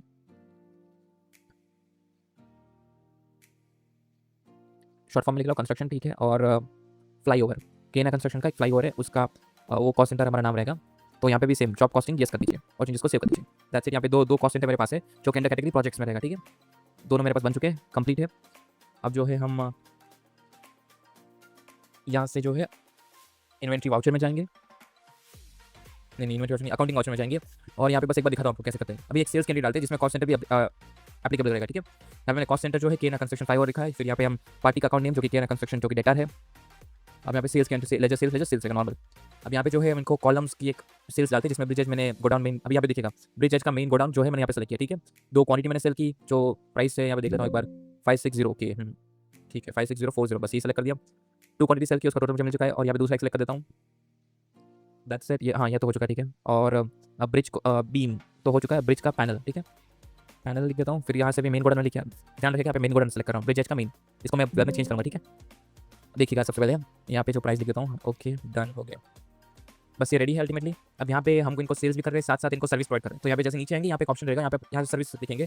सर्विस का अकाउंट हमने बनाया नहीं, सो एक लेजर अकाउंट बनाएंगे जो कि RC करके लेजर अकाउंट रखा है। यहाँ पे इंस्टॉलेशन एंड सर्विस का एक लेजर अकाउंट एंड सर्विस। और ये जो है एक्चुअली डायरेक्ट इनकम है, ठीक है, क्योंकि हमारी ये मेन ही बिजनेस है, तो हमारी डायरेक्ट इनकम है। अगर ये इन्वेस्टमेंट, डिविडेंड या फिर कोई भी हमारा कुछ हमने और कुछ एक्स्ट्रा बिजनेस कर रहे हैं जो कि हमारा प्राइमरी बिजनेस नहीं है, तो वो इंडायरेक्ट इनकम होता है। लेकिन ये हम इसी बिजनेस कर रहे हैं, ये हमारा मेन प्राइमरी गोल है, तो ये डायरेक्ट इनकम है यहाँ से, ठीक है। और यहाँ पे कॉस्ट सेंटर जो है एप्लीकेबल रहेगा, येस कर दीजिए, दैट्स इट। इंपॉर्टेंट है यहाँ पे येस करना है आपको, कॉस्ट सेंटर, ठीक है। और यहाँ पे फॉर एग्जाम्पल मुझे 137500 मेरे को यहाँ पे प्राइस आ रहा है, लेकिन मैंने जो कंपनी को कोट किया, एक्चुअली अब यहाँ पे ध्यान से देखेंगे तो फिर ये जो मैंने ब्रिज कॉलम, ब्रिज पैनल, इसमें मेरे को मार्जिन नहीं रखा, ये मैंने जिस कॉस्ट में मैंने बनाया है उसी कॉस्ट में यहाँ पे सेल कर रहा हूँ लोगों को। सो इसलिए मैंने यहाँ पे बस कॉस्ट प्राइस लिखा है। लेकिन अगर यहाँ पे क्योंकि मैं इंस्टॉलेशन कर रहा हूँ, इंस्टॉलेशन सर्विस, इसमें मैं अपना पूरा मार्जिन इंक्लूड करूँगा, जिससे कि मेरे को बस क्लैरिटी रहेगी, ये मेरा अकाउंटिंग ट्रीटमेंट, अकाउंटिंग मेरे प्रोसेस है। आपकी विश अगर आप यहाँ पे मार्जिन जो है प्रोडक्ट वाइज मार्जिन देना चाहते हैं तो आप दे सकते हैं, बट ईजी प्रोसेस तो ये रहेगा कि आप कॉस्ट में लिख दें और इंस्टॉलेशन सर्विस का पूरा मार्जिन जो है इसमें इंक्लूड कर दो। एक्चुअली जो है अकाउंटिंग का लिए प्रोसेस मेरे लिए ये है, पॉलिसी अल्टीमेटली मेरे लिए। तो ये स्टैंडर्ड, ये बहुत ईजी प्रोसेस है, ईजी पॉलिसी है। अब आपकी चॉइस है, आप जैसे करना चाहिए वैसे कर सकते हैं। लेकिन आप डायरेक्ट सेल ही कर रहे हैं, इसमें सर्विस अगर आप प्रोवाइड नहीं कर रहे थे तो ऑब्वियसली आप मार्जिन जो है प्रोडक्ट में डाल देते हैं। लेकिन क्योंकि मैं इंस्टॉलेशन सर्विस प्रोवाइड कर रहा हूँ, तो पूरा मार्जिन जो है मैं इंस्टॉलेशन सर्विस में दे रहा हूँ, ठीक है। फॉर एग्जाम्पल मैंने इनको प्राइस जो है कोट किया है कुछ 3 लाख, लेकिन मैंने इनको कहा था मैं आपसे 3 लाख लूंगा, और मेरे को यहाँ पे जो मटेरियल कॉस्टिंग पड़ रही है वो 137500 की है, तो यहाँ पे 162490, ठीक है, लिख देता हूँ 162490, दैट्स इट। तो इनसे मैं इंस्टॉलेशन सर्विस का इतना चार्ज कर रहा हूँ और मटेरियल का इतना चार्ज कर रहा हूँ, कुल मिलाकर मैं इनसे 3 लाख चार्ज कर रहा हूँ। इनको मैं पूछ रहा हूँ कि भैया मेरे को जो 3 लाख आपसे चाहिए, मैं आपसे जितना, मैं आपको बस 3 लाख रुपीज़ पूछ रहा हूँ कंपनी से। अब एक बार दिखाता हूँ मैं आपको एक्जैक्टली क्या हुआ है सिनेरियो। अगर हम डिस्प्ले में जाएंगे, फिर स्टेटमेंट ऑफ अकाउंट्स, फिर जॉब वर्क एनालिसिस, और यहाँ पे बस KNR कंस्ट्रक्शन 5, तो यहाँ पे देखिएगा सेल्स अकाउंट में और यहाँ पे डायरेक्ट इनकम जो कि इंस्टॉलेशन सर्विस वाला है, वो दोनों आ चुके हैं और 3 लाख बन रहा है टोटल। एक बार को दिखाता हूँ, ये देखिए सेल्स का है, और यहाँ पे देखिए मटेरियल का जो 137500, और यहाँ पे देखिए 137500। एक बार इस डायरेक्ट इनकम दिखा देता हूँ आपको, इसमें जो है 162490 एज इट इज वही आ रहा है। अब यहाँ पे भी देखिएगा 162490, कुल मिला के 3 लाख रुपये हम उनसे ले रहे हैं सेल्स में। और बस यहाँ पे ध्यान रखिएगा, एक्चुअली ये अलग अलग इसलिए दिख रहा है क्योंकि सेल्स जो होता है वो गुड्स का है और सर्विस जो है अलग पार्ट है, अलग थोड़ा कैटेगरी अलग हो गया, तो इसलिए यहाँ पे बाइफरकेट हो गया है कि सेल्स अलग है, डायरेक्ट इनकम अलग है, क्योंकि आप सेल्स में सर्विस नहीं डाल सकते, सर्विस के कोई सेल्स नहीं हो सकता है, बस इतना ध्यान रखिएगा। क्योंकि GST आप देखते हैं goods and service tax, goods मतलब सेल होता है, सर्विस मतलब अलग पार्ट है उसमें। बस यहाँ पे टैली भी इसी हिसाब से ट्रीट करता है कि वो अगर आप सेल्स कैंडिडेट डाल रहे थे ना, वहाँ पे आप देखेंगे सेल्स में हम इन्वेंट्री डाल सकते हैं, लेकिन सेल्स आपको सर्विस में डालना था तो आपको बस एंटर करके नीचे आना पड़ा, जब जाके आप वहाँ पे डाल सकते हैं, वरना इन्वेंट्री के साथ एकदम अटैच में आप जो है नहीं डाल पाएंगे सर्विस को। तो बस इतना बाइफरकेशन यहाँ पे ऑटोमेटिक टैली भी करता है और ये स्टैंडर्ड प्रैक्टिस है, बस इसलिए और कुछ नहीं। लेकिन अब जो है अब यहाँ पे दूसरी बात करते हैं कि यहाँ पे कंजम्पशन कुछ आ नहीं रहा है, कुछ एक्सपेंस नहीं है, बस पूरा का पूरा यहाँ पे देखेंगे नेट प्रॉफिट कितना है, 3 लाख कितना लिया उतना बस हमने पूरा प्रॉफिट है, ऐसा नहीं है, पूरा कॉस्टिंग हमको भी पड़ा है। अब उस कॉस्ट को एक बार रिकॉर्ड करते हैं अकाउंटिंग वाउचर में जाके पेमेंट साइड, ठीक है। अब यहाँ पे कॉस्ट सेंटर जो है मैं उनका KNR कंस्ट्रक्शन वही फ्लाईओवर, ठीक है, और यहाँ पे अकाउंट में कैश इन्वॉल्व कर रहा हूँ कि मैंने कैश पेमेंट किया है इनको, हमारे जो इनडायरेक्ट लेबर्स है अल्टीमेटली। तो यहाँ पे मैं सेलेक्ट करता हूँ जैसे कि हमारे जो इंजीनियर्स थे, स्काई इंजीनियर्स एंड टीम जो कि फिक्सिंग का काम करते हैं, जो कि हमारे इंडायरेक्ट एक्सपेंस है, उनको मैंने यहाँ पे लिख रहा हूँ 50,000। और हमारे जो लेबर है mostly Delhi labour society fixing का काम करते हैं, इनको भी मैंने कुछ यहाँ पे 30 लिख देता हूँ, 30,000। सो कुल मिला के 80,000 इनको हमने एक्सपेंस किया, हमारा पेमेंट एक्सपेंस हमारा इंडायरेक्ट एक्सपेंस है 80,000, ठीक है। इस चीज़ को मैं सेव करता हूँ यहाँ पे। अब बाहर आके एक बार दिखा दूँ आपको डिस्प्ले में जाएंगे, फिर स्टेटमेंट ऑफ अकाउंट्स, फिर जॉब बुक एनालिसिस और KNR कंस्ट्रक्शन। अब यहाँ पे देखिए 80,000 आ चुका है, ठीक है। तो अब प्रॉब्लम ये आ रहा है कि कंजम्पशन क्यों नहीं आ रहा है, डायरेक्ट इनकम चलो ये सेल्स जो हमने किया 137500, ये एक्चुअली हमारा खर्चा भी है ना भैया। अब यहाँ पे जो है हमने डायरेक्ट इनकम 162490 जो पैसे उनसे लिए हैं वो तो चलो ठीक है, मैंने इंस्टॉलेशन सर्विस में अपना मार्जिन इंक्लूड करके लिया था, सो इसलिए वो जो 162490 जो कि मेरी डायरेक्ट इनकम है उसमें से माइनस करते 80, तो उतना मेरे को बस प्रॉफिट बचता है, उतना रहना चाहिए। एक्चुअली जो मैं सेल्स अकाउंट में जो ले रहा हूँ एक्चुअली कॉस्टली तो है मेरे लिए। मैं बस एक्चुअली ये हुआ है कि मैंने कुछ सामान बनाया है ₹100 का फॉर एग्जाम्पल, उस ₹100 की चीज़ मैं कस्टमर को कितने में बेचूँगा? ₹120 क्यों? ₹20 जो है मेरा प्रॉफिट है, यानी मेरा मार्जिन है, और बाकी का ₹100 मैं कस्टमर से क्यों ले रहा हूँ? क्योंकि वो मेरी लागत है। मेरे को जो बनाने में वो मेरे को कॉस्ट पड़ा है, मैं उससे उनसे वो ले रहा हूँ, अल्टीमेटली वो रिकवर कर रहा हूँ, दैट्स इट। कॉस्ट मेरे को जो लगा है, मैंने अपनी जेब से जो पैसे दिए, वो कस्टमर से ले रहा हूँ, दैट्स इट।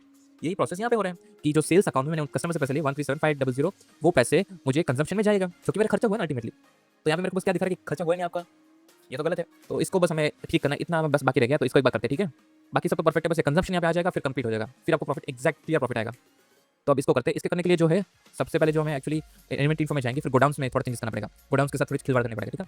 सो गोडाउन में क्रिएट करते हैं, यहाँ पे गोडाउन में जाएंगे, फिर क्रिएट करेंगे। गोडाउन का नाम देता हूँ for example K N construction flyover godown, that's it.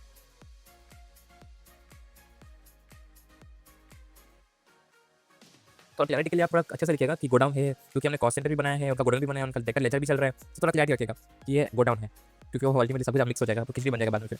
सो यहाँ पे जो है बस ये ठीक है, और यहाँ पे set job project for job costing, ये इंपॉर्टेंट चीज़ है। यहाँ पे जो है केएन कंस्ट्रक्शन फ्लाईओवर, इसको बस अटैच कर दीजिए बस, और चेंजेस को सेव कीजिए, दैट्स इट। और कुछ भी चेंजेस नहीं करना, बस ये दो चीज़ इसमें दिखा रहा हूँ। केएन कंस्ट्रक्शन फ्लाईओवर गोडाउन है और हमारा ब्रिजेज का मेन गोडाउन है, ठीक है? अब जो है बस एक छोटी सी चीज़ आपको करना पड़ेगा, जिससे कि आपका काम स्टार्ट हो जाएगा। तो अकाउंटिंग इन्फो में जाएंगे, फिर यहाँ पे जो है वाउचर टाइप में जाएंगे, ये बस वन टाइम प्रोसेस है, इसके बाद नहीं करना। तो अल्टर में जाएंगे, फिर यहाँ पर लास्ट में जो है एक्चुअली यहाँ पे दिखेगा आपको स्टॉक जर्नल, आपको बस स्टॉक जर्नल के अंदर जाना है, और यहाँ पे बस एंटर एंटर करते जाइए, लास्ट में आएंगे enter enter enter enter, that's it. अब यहाँ पे नेम ऑफ द क्लास में बस यहाँ पे लिख दीजिए ट्रांसफर, कुछ भी लिख सकते हैं, बस मैं यहाँ पे ट्रांसफर लिख रहा हूँ सिंपली। और यहाँ पे बस मैंने लिखा इसलिए क्योंकि मैं यहाँ पे यूज सेलेक्ट कर पाऊँ, use class for inter godown transfer, यहाँ पे यस कर दीजिए। मैंने बस इसी चीज़ को सेलेक्ट करने के लिए मैं यहाँ पे सब कुछ किया, मैंने यहाँ पे आकर यस कर दीजिए, चेंजेस को सेव कीजिए और बाहर आ जाइए। अब जो है इन्वेंटरी वाउचर के अंदर जाएंगे, फिर स्टॉक जर्नल के अंदर जाएंगे, फिर यहाँ पे स्टॉक जर्नल सेलेक्ट कर दीजिए, और साथ में यहाँ पे जो ऑप्शन है क्लास, इसमें ट्रांसफर सेलेक्ट कीजिए, दैट्स इट।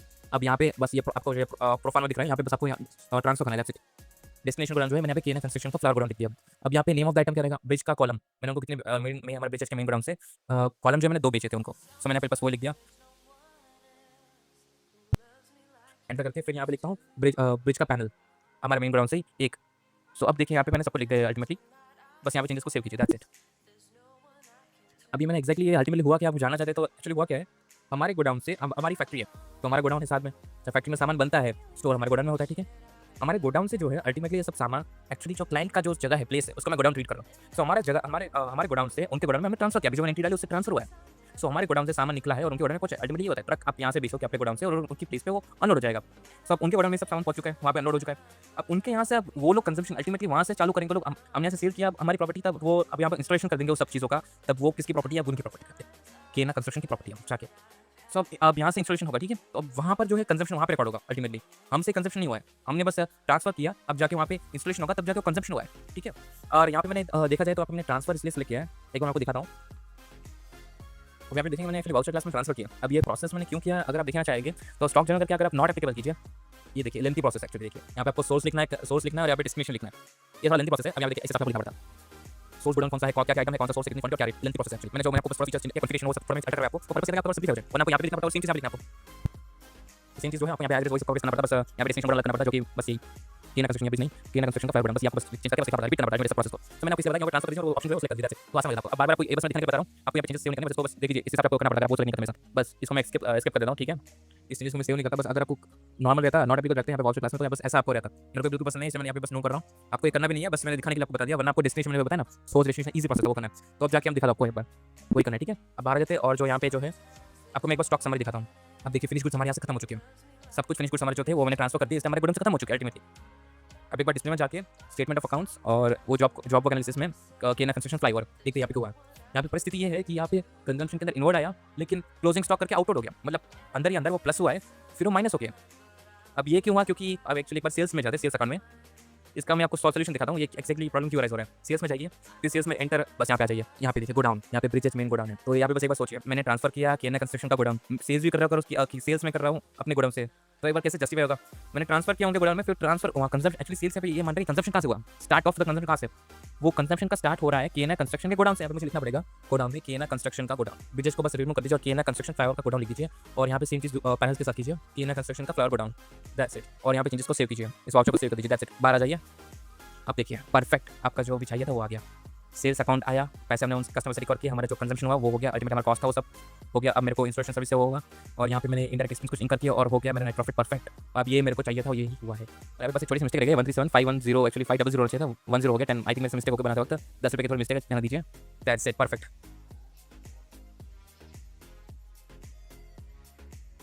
हर बार आपको इतना प्रोसेस करना पड़ेगा, लेकिन ये ऑब्वियसली मैंने थोड़ा बताया लेंथी था। अब देखिए यहाँ पे स्टॉक समरी भी आप क्लीन हो गया, सब कुछ हो गया,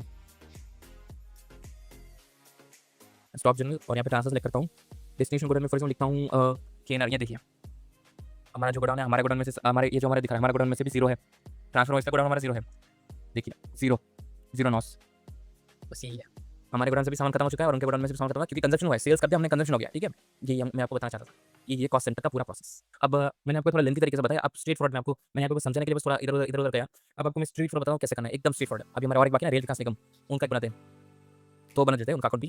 अकाउंटिंग इन्फॉर्मेशन जाएंगे, कॉस्ट सेंटर क्रिएट। अरे हाँ एक सेकंड डिस्प्ले, अरे हाँ यहाँ पे देखिए रेल विकास रेलवे ओवरब्रिज यहाँ पे बना हुआ है, कॉस्ट सेंटर तो बनाने की जरूरत नहीं है, ठीक है। तो हम डायरेक्ट जो है इनका कॉस्ट सेंटर तो हमारा बना हुआ है उनका, तो बनाने की जरूरत नहीं है, बस इनका गोडाउन बना देते हैं, ठीक है। जो कि मैं यहाँ पे नाम लिखता हूँ, यहाँ पे रेल विकास रेलवे ओवरब्रिज। अब ये कॉस्ट सेंटर में यहाँ पे गोडाउन में आके बना रहा हो, इसकी कोई जरूरत भी नहीं है आपको। आप जहाँ पे ट्रांसफर करे थे ना, आप सोर्स गोडाउन डेस्टिनेशन गोडाउन है, आल सी कर दीजिए, यही पॉपअप यही आ जाएगा। इसमें बस आप लिख सकते हो ऑटोमेटिक वहाँ पे। मैं बस यहाँ पे मैं यहाँ पे आया जो कि ट्रेडिशनल तरीका है, वहाँ डायरेक्ट लिख सकते हैं, ठीक है। और यहाँ पे देखिए job work project for job costing, यहाँ पे जो है रेल विकास का सेलेक्ट कीजिए, जिसका है उसका सेलेक्ट कर दीजिए, that's it, job costing that's it, बना दिया इनका। अब जो है हम सेल्स कैंडी डालते हैं, ट्रांसफर कर सकते हैं, एक्चुअली तो ट्रांसफर करना चाहिए, फिर सेल्स करना चाहिए, मैं यहाँ पे सेल्स डायरेक्ट कर देता हूँ।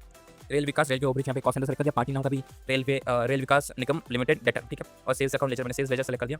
अब इनको जो है पैनल्स जो है कुछ सेलेक्ट कर दें। अब यहाँ पे ध्यान रखिए इनका डेक है, ठीक है, और ब्रिज पैनल्स में इनको बेचता हूँ। और यहाँ पे ध्यान रखिएगा, यहाँ पे गोडाउन जो है हमारा गोडाउन नहीं, इनका जो गोडाउन रहेगा उनका गोडाउन, ठीक है। रेल विकास का मैंने इनका खुद का गोडाउन बनाया, रेल विकास रेलवे ओवरब्रिज गोडाउन, बस उसको सेलेक्ट कीजिए। और यहाँ पे क्वांटिटी लिख देता हूँ कुछ 10 नहीं 11, हाँ 11 कर देते हैं, तो कुछ 11 हमने इनको पैनल इस प्राइस पे जो जनरल वहाँ पे जनरल प्राइस लेते हैं वही प्राइस पे। और यहाँ पे जो है कॉलम सेलेक्ट करता हूँ, गोडाउन जो है हमारा नहीं रहेगा, इनका रहेगा, रेल विकास रेलवे ओवरब्रिज का गोडाउन। और यहाँ पे जो है जैसे मैं यहाँ पे अगर आप यहाँ से देखेंगे यहाँ पे भी 0 दिखा रहा है, एक्चुअली हुआ क्या है ना, ट्रांसपेरेंट डाली है ना, इसलिए वहाँ पे 0 दिखा रहा है, वरना यहाँ पे होता क्वांटिटीज। यहाँ पे मैंने 12 सेलेक्ट कर दिया और बस एंटर कर दीजिए। आप इंस्टॉलेशन सर्विस की बारी, इसमें हमारा पूरा मार्जिन है, ये मैंने देखा होता है, जैसे कि ये सब कॉस्ट पे रिकॉर्ड हो रहा है, ठीक है। ये हमारे अकाउंटिंग पॉलिसी हम सब कुछ कॉस्ट में रिकॉर्ड करते हैं। अब देखिए मैंने जो प्राइस कोट किया था वो कुछ 20 लाख का है, 20 लाख मैंने इनको कॉस्ट जो है मैंने इनको कोट किया था कि भाई मैं आपसे 20 लाख लूँगा। और हमारा जो गूड्स का कॉस्ट है वो एक्चुअली 952,200, ये हमारा कॉस्ट है। अब इंस्टॉलेशन सर्विस में 1047,790 आना चाहिए, मैं लिख देता हूँ 1047,490, ये हमारे इंस्टॉलेशन सर्विस में हम उनसे इतना हम पैसा उनसे लेंगे कुल मिला के। नहीं यहाँ पे मिस्टेक हो गया, क्या है 790, यस 1047,790, या। अब यहाँ पे देखिए टोटल में कितना हो रहा है 20 लाख, हमें इनसे 20 लाख लेने और बिल भी बनाया हमने उनका 20 लाख का सेल्स बिल, इसको सेव कर दीजिए दैट्स इट। और बढ़ा देते हैं, अब ये सेल्स कैंटी हमने डाल दी, ठीक है। अब और एक कैंटी पेमेंट भी डाल देते हैं, जो भी हमारा इंडायरेक्ट एक्सपेंस है वो भी डाल ही देते हैं, पेमेंट कैंटी डालते हैं। यहाँ पे जो कॉस्ट सेंटर है वो मैंने यहाँ पे रेल विकास रेलवे ओवरब्रिज इनका कॉस्ट सेंटर मैंने यहाँ पे नाम लिख दिया और यहाँ पे कैश लिख देता हूँ बस। और यहाँ पे बस कैश का जो है क्रेडिट बैलेंस आ रहा है क्योंकि मैंने कैश बिजनेस में इंट्रोड्यूस किया नहीं है, तो इसलिए लाइब्रेरी की तरह आ रहा है क्योंकि मैंने कैश इंट्रोड्यूस नहीं किया ना, इसलिए इसको बस इग्नोर कर दीजिए, बाद में लिखेंगे इसका कुछ। फॉर एग्जाम्पल मैंने यहाँ पे स्काई इंजीनियर्स टीम का लिख दिया मैंने कुछ 2,50,000। और हमारे जो लेबर्स है दिल्ली लेबर सोसाइटी, इनका कुछ लिख देते हैं 3 लाख जैसा, ठीक है। सो कुल मिला के कुछ कितना नहीं 30 नहीं 3 लाख, कुल मिला के कुछ 5,50,000, ठीक है। इसको भी सेव कर दीजिए। अब बाहर आ जाते हैं, अब जो है एक बार बस कॉस्ट सेंटर में देख लीजिए कॉस्ट सेंटर की क्या हालत है। डिस्प्ले में जाएंगे, statement of accounts, job work analysis and railway Vikas railway overbridge. अब यहाँ पे देखिए सब कुछ हो चुका है, बस एक ट्रांसफर कैंटी डालेंगे और कंजम्पशन आ जाएगा और सब कुछ खत्म हो जाएगा, ठीक है। बस इन्वेंट्री वाचर के अंदर जाएंगे और यहाँ पे बस स्टॉक जनरल, फिर यहाँ पे स्टॉक जनरल सेलेक्ट करेंगे और यहाँ पे ट्रांसफर सेलेक्ट कर देंगे। अब ये देखिए easy process, easy proforma. Destination godown लिख दीजिए रेल विकास रेलवे ओवरब्रिज का गोडाउन। और यहाँ पे बस हमने कुछ कॉलम जो है कुछ आई थिंक मैंने हमारा, अब यहाँ पे गोडाउन हमारा रहेगा, ठीक है, हमारे गोडाउन से वहाँ पे। अब यहाँ पे अगर देखेंगे तो ध्यान से देखेंगे तो यहाँ पे रेल विकास का रेलवे ओवरब्रिज का जो गोडाउन का यहाँ पे नेगेटिव टोल दिख रहा है, ये एक्चुअली क्यों बता रहा हूँ आपको। हमने जो सेल्स किया ना वो सेल्स में डायरेक्टली रेल विकास के गोडाउन से हमने सेल्स कर दिया, लेकिन उनके गोडाउन कुछ था ही नहीं, हमने कैसे सेल्स कर दिया, इसलिए यहाँ पे नेगेटिव आ रहा है 12। अब जैसे मैं ट्रांसफर एंट्री डाल दूंगा ना तो अब ये कहाँ पे जगह पता है नेगेटिव 12 हमारे ब्रिज के मेन गोडाउन है उसमें नेगेटिव 12 आएगा। इसका रीजन भी ये है मैन्युफैक्चरिंग एंट्री में डाली नहीं है। अब क्योंकि मैं पूरा हाइपोथेटिकल एग्जांपल है इसलिए मैंने यहाँ पे मैन्युफैक्चरिंग एंट्री वो सब मैं एक्चुअली बस ऐसे मैं जाने दे रहा हूँ सिखाने के लिए। लेकिन आप लोग तो जो है एक्चुअली आप अगर आप ये अकाउंटिंग सब कुछ कर रहे हैं तो आपके पास तो डेली बेसिस पे डेली बेसिस या वीकली बेसिस पे मैन्युफैक्चरिंग एंट्रीज भी डाल रहे होंगे, आपके यहाँ पे स्टॉक भी होगा, इसलिए आप जाके सेल्स कर रहे हो ट्रांसफर कर रहे हो अल्टीमेटली सब कर रहे हो। अब मैं तो बस यहाँ पे दिखाने के लिए कर रहा हूँ, इसलिए मेरे बस नेगेटिव चलता है मेरे को तो, ठीक है। अब मेन गोडाउन यहाँ पे सेलेक्ट करता हूँ, सोर्स गोडाउन ब्रिज का मेन गोडाउन है और यहाँ से मैंने 12 क्वांटिटीज और रेट जो है अल्टीमेटली सेलेक्ट हो जाएगा अपने आप। पुराना रेट है जो लास्ट टाइम हमने मैन्युफैक्चरिंग किया वही रेट चल रहा है बस यहाँ पे, नया हमने मैन्युफैक्चरिंग डाला नहीं इसलिए नया रेट आया नहीं है, ठीक है। यहाँ पे इसकी आई थिंक पैनल का 11 क्वांटिटीज और ये बस सेलेक्ट कर दीजिए दैट्स इट, एंटर। आप देखते हैं कॉस्ट सेंटर की हालत है, डिस्प्ले में जाएंगे, statement of accounts, job work analysis, Rail Vikas और यहाँ पे प्रॉफिट शानदार शानदार शानदार। परफेक्टली सब कुछ आ जाएगा, कंजप्शन भी हो गया, सेल्स अकाउंट भी हो गया, डायरेक्ट इनकम भी हो गया, परफेक्ट है। अब हमको हर बार यही है प्रोसेस। अब देखिएगा यहाँ पे अच्छे से परफेक्टली सब कुछ हो चुका है, क्योंकि मैंने यहाँ पे गोडाउन जो है हमारा मेन गोडाउन नहीं है, इनका रेल विकास का गोडाउन है, इसलिए सब कुछ आसानी से परफेक्टली हो चुका है। ठीक है, दैट्स इट। बस आपको ये करना है और कुछ नहीं। तो अगर मैं आपको समराइज कर दूँ तो बस ये करना है, आप मैन्युफैक्चरिंग एंट्रीज डालेंगे तो आपके गोडाउन में स्टॉक रहेगा, आपका मेन गोडाउन में स्टॉक रहेगा। अब मेन गोडाउन से जो आप ट्रांसफर की एंट्री डाल दीजिए सबसे पहले। जैसे ही ट्रांसफर की एंट्री हो चुकी है तब जाकर आपके गोडाउन से सामान जाएगा उनके गोडाउन में। जैसे उनके गोडाउन से लगे आप उनके गोडाउन से आप सेल्स की एंट्री डाल दीजिए, कंजप्शन ऑटोमेटिक आ जाएगा। जैसे कंजप्शन हो गया और ये फिर बाकी रह जाएगा इंडायरेक्ट एक्सपेंस, वो आप इंडायरेक्ट एक्सपेंस भी सेम पेमेंट साइड में, पेमेंट में से आप जो है पेमेंट कर दीजिए या फिर कुछ भी कर दीजिए, ड्यू बेसिस करेगा कोई भी चलेगा, लेकिन बस उनको बस ये एक्सपेंस बस रिकॉर्ड कीजिए, दैट्स इट। उसी भी हिसाब से आप रिकॉर्ड कीजिए एक्सपेंस को, इंडायरेक्ट एक्सपेंस को, आप पूरा नेट प्रॉफिट आ जाएगा। इतना प्रोसेस रहेगा, इससे आपको कॉस्ट सेटअप परफेक्ट आ जाएगा। अब बाहर जाते हैं और एक बार आपको मैं स्टॉक समरी दिखा रहा हूँ क्या चल रहा है हमारा स्टेटस। अब यहाँ पे देखेंगे हमारा फिनिश गुड का नेगेटिव बैलेंस है, ये देखिए 12 11। ये रीज़न ये है, स्टार्टिंग में मैन्युफैक्चरिंग एंट्रीज डाला, लेकिन बाद में जो है डायरेक्ट हमने सेल्स कर दिया, स्टॉक जनरल करके ट्रांसफर एंट्री डाल दी, लेकिन मैन्युफैक्चरिंग तो हुआ ही नहीं है, इसलिए बस नेगेटिव बैलेंस है हमारे गोडाउन में। उनके गोडाउन में से तो आया और गया, हमारे गोडाउन में नेगेटिव चल रहा है। ठीक है, बस इतना ही प्रोसेस था कॉस्ट सेंटर के लिए।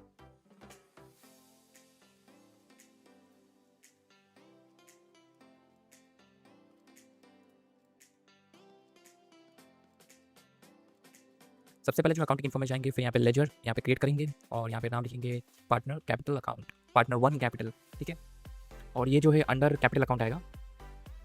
बाकी सब ऑप्शन को बस एंटर कर दीजिए और लास्ट में आके चेंजेस को सेव कर दीजिए। अब जो है हम दूसरा पार्टनर का कैपिटल अकाउंट बनाएंगे जो कि पार्टनर 2 कैपिटल। अब इसको भी अंडर कैपिटल अकाउंट रखना है और बाकी सबको एंटर करने के बाद एक्सचेंजेस को सेव कीजिए। अब दूसरा जो है हम पार्टनर 1 का जो है अभी हम कैश बैंक बनाएंगे। यहाँ पे मैं बाइफर्केट नहीं कर रहा हूँ, दोनों को एक ही मान रहा हूँ, कैश और बैंक दोनों एक ही है, और इसको जो है under cash in hand account कर रहा हूँ, जिसको सेव किया। अब जो है पार्टनर 2 का भी सेव, पार्टनर 2 कैश बैंक, ये भी अंडर कैश इन हैंड आएगा। ये मैंने ऑप्शनल है, बस मैंने ऐसे बना दिया, आप चाहे तो दोनों बना सकते हैं। और यहाँ पे देखेंगे तो दोनों का ये कैपिटल अकाउंट भी है और कैश बैंक भी दोनों पार्टनर्स का आ गया है। अब जो हम अकाउंट के वाउचर्स के अंदर आने के बाद यहाँ पे एक बार जर्नल में आपको दिखाता हूँ। जर्नल में अगर आप हम कैश इंट्रोड्यूस करना चाहेंगे या फिर कैश की जो एंट्री होती है, कैश आप यहाँ पे लिख नहीं पाएंगे क्योंकि कैश अकाउंट ऑप्शन देगा नहीं जर्नल में। आपको जो है F7 यानी जर्नल के अलावा किसी भी ऑप्शन में जाएंगे तो फिर आप कैश इन्वॉल्व कर पाएंगे, लेकिन यहाँ पे कोई नहीं पाएगा, इसलिए हमको रिसिप्ट में आना है और यहाँ से हम कैश इंट्रोड्यूस करेंगे। ठीक है, फॉर एग्जाम्पल यहाँ लिखता हूँ मैं पार्टनर 1 कैश बैंक और पार्टनर 1 का कैपिटल अकाउंट 1 लाख से बढ़ाता हूँ। सो 1 लाख जो है पार्टनर अपना कैपिटल लेके आ रहा है और पार्टनर 1 के कैश बैंक में इंट्रोड्यूस हो रहा है, मतलब उसके मतलब कैश हमारे पास बिजनेस में कैश बढ़ रहा है और कैपिटल भी बढ़ा है। और ध्यान रखिए एक्चुअली मैंने यहाँ पे पार्टनर्स का मैं इसलिए लिख रहा हूँ क्योंकि जनरली बिजनेस में तो एक्चुअली बिजनेस का खुद का एक अकाउंट होगा। फॉर एग्जांपल ब्रिजेज एलएलपी का खुद का एक बैंक अकाउंट रहेगा, उसके पास खुद का एक अपना गुल्लक रहेगा, एक ड्रॉवर रहेगा जिसमें कैश इन्वॉल्व होता है। लेकिन जनरली मतलब ये एंटिटी छोटी है एक्चुअली, बहुत ज़्यादा हाई स्केल जैसे कि कंपनी नहीं है एक्चुअली, लो स्केल बिजनेस एंटिटी है। सो इसलिए यहाँ पे मैं मान के चल रहा हूँ कि यार ये पार्टनर्स अपने पास ही मतलब सारे ट्रांजेक्शन जो है खुद पार्टनर्स कर देते हैं, अपने आप में म्यूचुअल अंडरस्टैंडिंग है और दोनों पार्टनर्स अपने आप ट्रांजेक्शन सारे इन्वॉल्व कर लेते हैं। इस हिसाब से मैं चल रहा हूँ। तो फिर जो भी कैश है, जो भी लाइक नगद पड़ा है, जो भी बैंक में पड़ा है, वो सब जो है पार्टनर्स इंट्रोड्यूस खुद करते खुद करते हैं और जो भी रिक्वायरमेंट होती है वो लाइक इंट्रोड्यूस करते रहते हैं और जो भी एक्सपेंसेस है वो सब पे आउट करते रहते हैं, जो भी इनकमिंग डेटा से पैसा है वो सब रिसीव कर लेते हैं, खुद ही कर लेते हैं। एक दूसरे की म्यूचुअल अंडरस्टैंडिंग है और एक दूसरे को बता देते हैं। दैट्स सो अब जो इसे मैं और एक बनाते हैं पार्टनर 2 का कैश बैंक और यहाँ पे लिख देता हूँ जैसे कि पार्टनर 2 कैपिटल इंक्रीज हो जाएगा अब यहाँ से, जैसे कि 20 लाख मैंने कर दिया यहाँ पे और इसको सेव किया। और एक बात याद रखिए, ये एक्चुअली जो मैंने किया है इसका पर्पस ये है क्योंकि अगर मैं दोनों को एक्चुअली एक ही जमा पे कर दूंगा तो फिर कंफ्यूजन होगा कि यार पैसे किसने दिए थे, क्योंकि सामने थर्ड पर्सन या फिर जो भी लेबर है उसको हम पैसे दे रहे हैं। तो मैं डायरेक्टली आइडिया रहना चाहिए कि यार पार्टनर 1 ने पैसे दिए, पार्टनर 2 ने पैसे दिए, और बस मैं अब लिख रहा हूँ सिर्फ कैश और सिर्फ बैंक। तो फिर कल को जाके दिक्कत होगी कि यार पार्टनर लाइक जो लेबर को पैसे दिए वो किसने दिए, क्योंकि आज तो मैं याद है लेकिन कल तुम भूल जाएंगे ना, थोड़े टाइम के बाद 1 महीने 2 महीने 3 महीने के बाद हम भूल जाएंगे। तो तब हमें याद रखने के लिए कि यार एक्जैक्टली पैसे दिए किसने थे, कौन सा पर्सन किसने दिए, क्योंकि सामने वाला बंदा जो है वो तो पर्सन याद रखता है ना, वो ज़्यादा इन्वॉल्व मतलब वो एक्चुअली एक्टिवली इतना ज़्यादा जो लेबर है उसको इतना ज़्यादा थोड़ा ना इन्वॉल्व होगा कि यार ये फर्म दे रही है, उसको तो ये है ना कि जो भी पार्टनर दे रहा है एक्जैक्टली एंट्रीज देख के ये भी पता नहीं चलेगा ना कि एक्जैक्टली पैसे दिए तो दिए किसने, अलग डिस्ट्रीब्यूट बन जाएगा यहाँ पे। सो इसलिए थोड़ा ऐसे क्लीन रखेंगे तो बहुत ही बढ़िया रहेगा। अब जो है यहाँ पे मैं आपको दिखा देता हूँ कैपिटल अकाउंट में देखेंगे तो फिर यहाँ पे पार्टनर 2 का कैपिटल भी बढ़ चुका है और पार्टनर 1 का भी 1 लाख आया था, और यहाँ पे देखेंगे कैश इन दोनों का 1 लाख और 20 lakh okay, cash in hand भी हो गया। अब अकाउंटिंग वाउचर के अंदर जाने के बाद यहाँ पे एक बार और एक आपको एंट्री बताता हूँ और एक इंट्रोड्यूस करने का कैपिटल कैसे हो सकता है। जैसे कि मैंने यहाँ पे लिख दिया पार्टनर 1 कैश बैंक और यहाँ पे पार्टनर 2 कैपिटल। इससे होगा ये कि पार्टनर 2 का कैपिटल अकाउंट बढ़ेगा और पार्टनर 1 का कैश बैंक बढ़ेगा। अब ये हम क्यों कर रहे हैं, इसका रीज़न ये है क्योंकि अगर सोचे कंजम्पशन जिसमें पार्टनर 2 जो है वो स्लीपिंग पार्टनर है, मतलब वो बिजनेस में ज़्यादा इन्वॉल्व नहीं होते, सिर्फ फाइनेंस करते रहते हैं। बिजनेस में जब भी पैसों की नीड होती है, जब भी पैसे चाहिए होते हैं हम इनसे ले लेते हैं, ultimately producer of the business है, ऐसा समझ लीजिए। और यहाँ पे जो पार्टनर 1 जो है वो डायरेक्टर है, वो सारी बिजनेस ऑपरेशन कर रहे हैं, वो सबको मेंटेन कर रहे हैं, सबको मैनेज कर रहे हैं, सारे ऑपरेशन में वही इन्वॉल्व होते हैं, सारा पेमेंट लेना, सारा पेमेंट पे करना, वो सब यही उनका ही काम है पार्टनर 1 का। सो उनको पैसे चाहिए ना, पार्टनर 1 के पास पैसे होने चाहिए ना, रोकड़ा होना चाहिए उनके पास, बैंक में पैसे होने चाहिए उनके पास पर्सनली, जिससे कि वो सारे पेमेंट्स को मीट आउट कर सके। सो इसलिए अब यहाँ पे जो है पार्टनर 2 जो है कैपिटल इंट्रोड्यूस कर रहे हैं, लेकिन वो डायरेक्टली पार्टनर 1 को दे रहे हैं। जैसे कि यहाँ पे मैंने लिख दिया 3 लाख, पार्टनर 2 जो है 3 लाख रुपीज़ पार्टनर 1 को दे रहे हैं विद इंट्रोडक्शन ऑफ कैपिटल। सो अगर आप बाहर आने के बाद यहाँ पे देखेंगे तो फिर बैलेंस शीट में जाके कैपिटल अकाउंट देखिए यहाँ पे पार्टनर 2 का 3 लाख से बढ़ गया और करंट अकाउंट करंट एसेट्स में पार्टनर 1 कैश बैंक देखिए 3 लाख से बढ़ गया यानी 4 लाख हो गया। अब जो मैंने जो आपको एंट्री बताई वो उसका एक ब्रेकअप भी हो सकता था कि जैसे कि पार्टनर 2 अपना खुद का कैश बैंक बढ़ाता फिर जाके ट्रांसफर कर देता entry with the help of Contra entry, जो कि मैं अभी आपको दिखाता हूँ वही चीज़। तो सबसे पहले जो हम कॉन्ट्रा एंट्री में जाएंगे और यहाँ पे देखेंगे स्क्रीन थोड़ा वाइट हो गया। यहाँ पे जो है पार्टनर 1 का कैश बैंक यहाँ पे दिखा रहा है। फॉर एग्जांपल यहाँ पे लिख देता हूँ साथ में पार्टनर 2, सिर्फ यहाँ पे कैश बैंक दोनों ही इन्वॉल्व हो पाएगा। यहाँ पे एक रिस्ट्रिक्शन रहेगी कॉन्ट्रा एंट्री में, जब कभी आप F4 में सिर्फ कैश और बैंक ये दोनों को इन्वॉल्व कर सकते हैं, बाकी कोई भी लेजर यूज़ नहीं कर पाएंगे। ठीक है, फॉर एग्जाम्पल लिख दे रहा हूँ पार्टनर 1 का कैश बैंक बढ़ रहा है और पार्टनर 2 का कैश बैंक जो घट रहा है, मतलब कैश ट्रांसफर हो रहा है एक पार्टनर से दूसरे पार्टनर में, बस कैश का ट्रांसफर हो रहा है, दैट्स इट। इंट्रोडक्शन नहीं है, बस ट्रांसफर है, दैट्स इट। अब यहाँ पे देखेंगे बैलेंस शीट में कैपिटल में कोई फर्क नहीं होगा दोनों में, सिर्फ कैश इन हैंड में देखिए कैश बैंक में एक का बढ़ के एक का कम हो गया, बस कैश की थोड़ा ट्रांजेक्शन बस इंटरनली ट्रांजेक्शन हुआ, दैट्स इट। दोनों पार्टनर ने एक दूसरे के साथ एक्सचेंज किया, बाकी कैपिटल अकाउंट में कोई भी फर्क नहीं रहेगा। यहाँ पे देख लीजिए 23 और 1 कैपिटल में कोई छेड़छाड़ नहीं है, बस पैसों का जो फ्लो है वो एक हाथ से दूसरे हाथ में गया, दैट्स इट। अब जो है हम यहाँ पे एक पेमेंट की एंट्री डालते हैं, जैसे कि फॉर एग्जाम्पल यहाँ पे देता हूँ यहाँ पे किया ना कंस्ट्रक्शन का फ्लाईओवर और यहाँ पे लिखता हूँ मैं example partner 1 cash bank payment के लिए। मैं थोड़े टाइम पहले बस कैश इन्वॉल्व कर रहा था, अब अज्यूम कर लीजिए कि वो बिजनेस का था। अब यहाँ पे पार्टनर्स खुद पैसे दे रहे हैं, for example infra labour union casting, यहाँ पे ध्यान रखिए कास्टिंग है।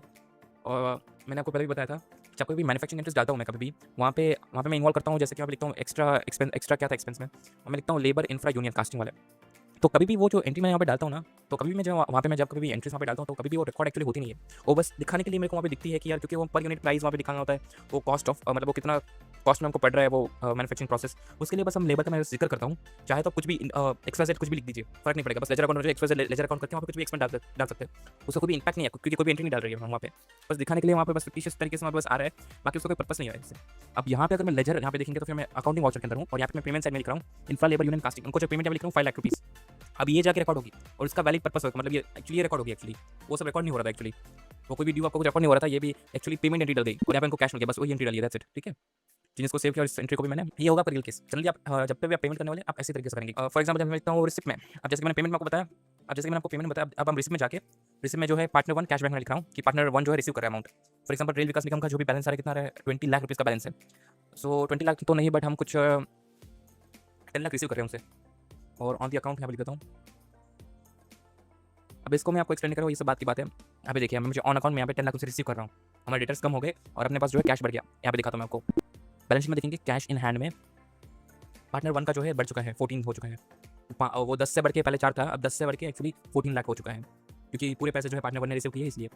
अब यहाँ पे अगर आपको दिखाऊँ कैसे हुआ तो बस आपके सामने पूरा प्रेजेंटेशन यहाँ पे मौजूद है। रेल विकास निगम से हमको पैसे मिले हैं 10 लाख रुपये। ठीक है,